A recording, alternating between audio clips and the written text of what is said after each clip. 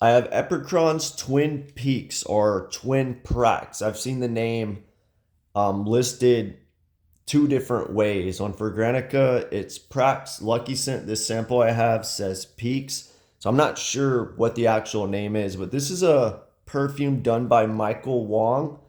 I believe he's the brand owner and he's the perfumer for many, if not all, of his other brand's fragrances one day. So interestingly, for Nightchild, this brand's other fragrance, they had Michael Nordstrom produce it, which I think he's a classically trained perfumer.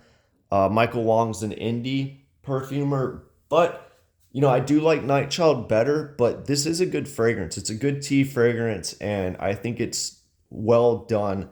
The notes are lapsang, sojung tea, incense, black tea, rose, honey, vetiver, cedar, musk, and bergamot.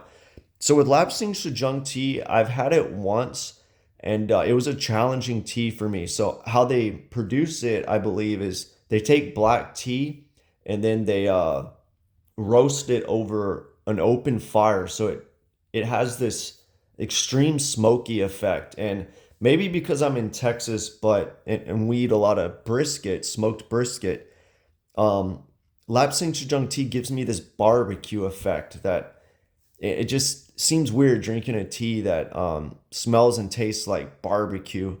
But in this fragrance, I'm not really getting that barbecue effect as I do in something like Lalabo's Patchouli fragrance. Um, but I do get a tea. It's more of a green tea that's sweetened up with some sugar. I'm also not getting a like green thorn vibe. Sebastian, the perfume guy, kind of described this as green. I'm not getting that too much, and maybe it's because I've smelled a lot of green fragrances in combination with rose too. I'm not getting rose too much, but it does have kind of a green tea, black tea, honey rose vibe, but it's not overly done to where I identify it right off the bat, like something like Guerlain's Rose Barbar.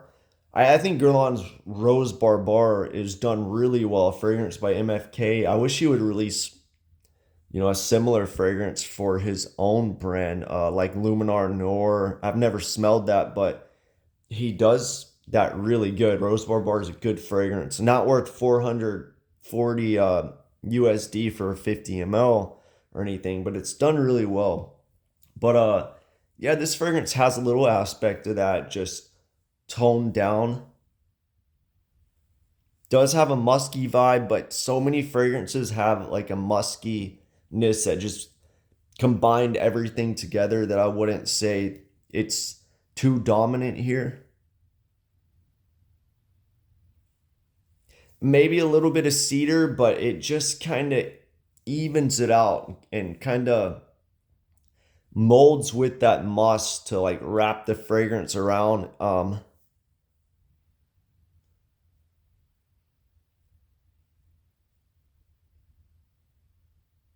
Yeah, the cedar's done well. It's in there, but any more I feel like it would dominate, and any less it wouldn't uh be detectable. So Michael Wong did a good job with the cedar. It's blended really nicely.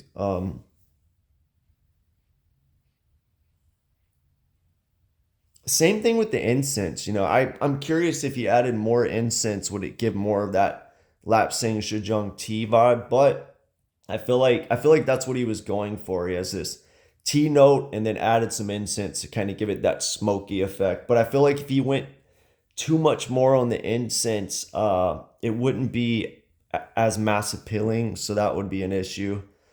Um, I'm not really getting too much vetiver, but I've smelled a lot of vetiver fragrances, and the vetiver in here, I'm sure it's in there if it's listed, but it's maybe just adding to the cedar or something. I'm not really getting that, but overall, it's just like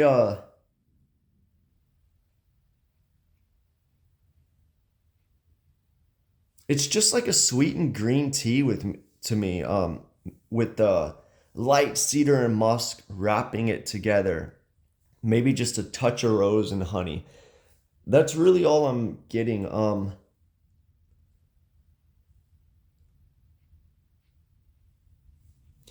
It's good. It's not for me. I think it's too minimal. I'm not the biggest tea scent fan, and I feel like this is just like a sweetened tea with wrapped around in musk, and there's so many sweet musk fragrances that I don't know. I'd probably pick something else, but it is a tea fragrance and it is done well. So if you like tea fragrances, I would try it out. But yeah, overall interesting fragrance. Good, just not for me, maybe. But yeah, let me know what you think if you tried this one.